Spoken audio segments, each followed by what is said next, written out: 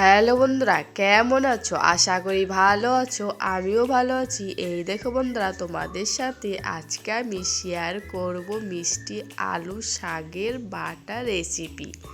দেখো, ছাদ বাগানে কি সুন্দর মিষ্টি আলু গাছ হয়েছে আর খুব সুন্দর আগাও বেরিয়েছে, একদম কচি কচি।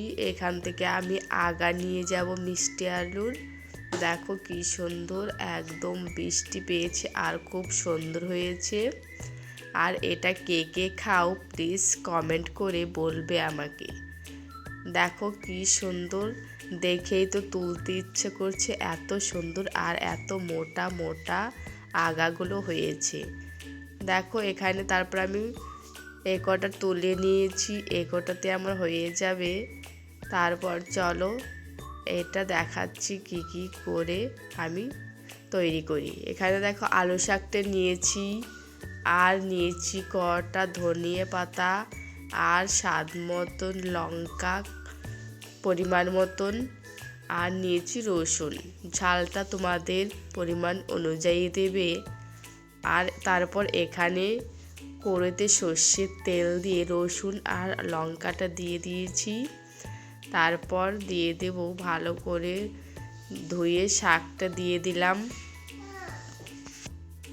তারপর এগুলো সবগুলো দিয়ে দিয়ে স্বাদ মতো নুন দিয়ে দেব, দিয়ে ভালো করে এটাকে ভেজে নেব, একদম শুকনো শুকনো করে।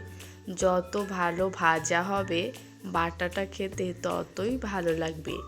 আর গরম গরম ভাতে এই শাক বাটা খেতে জাস্ট অসাধারণ লাগে। এক পদ দিয়ে এক থালা ভাত মিনিশেই শেষ হয়ে যাবে। দেখো শাকটা আমার ভাজা হয়ে গেছে। তারপর দিয়ে দিচ্ছি আমি 1 চামচ কালো জিরে। কালো জিরেটা দিয়ে ভালো করে এরকম নাড়াচাড়া করে ভেজে নেব। আর যা গন্ধ বেরিয়েছে কালো জিরে দেওয়ার পরে, কি বলবো, খুবই ভালো লাগছে। আর দেখো এরকম নাড়াচাড়া করে নিচ্ছি, আর শাকটা একটু রস নেই, খুব ভালো করে ভেজে আমি বাটিতে উঠিয়ে নিলাম। এবার শিল পাটাতে বেটে নেব। এখানে শিলপাটে নিয়েছি আর শাকটা দিয়ে দিচ্ছি, আর ভালো করে বেটে নেব। কালো জিরে, শাক, রসুন সব একসঙ্গে দিয়ে দিয়েছি, এগুলো সব একসঙ্গে ভালো করে বেটে উঠিয়ে নেব। আর দেখো বাটা হয়ে গেছে, আর আমি উঠিয়ে নিচ্ছি। দেখো কালারটা কি সুন্দর সবুজ, আর ভাত মাখালেও একদম সবুজ হয়ে যাবে। আর গরম গরম ভাতে খুবই ভালো লাগে। আর কালো জিরে দিয়েছি, ওই ফ্লেভারটাও খুব ভালো লাগে। দেখো গরম গরম ভাতের সঙ্গে আমি মেখে খেয়ে দেখাচ্ছি। আর ভিডিওটা কেমন লাগলো বলবে প্লিজ কমেন্ট করে। যদি ভালো লাগে প্লিজ সাবস্ক্রাইব করে আমার পাশে থাকবে।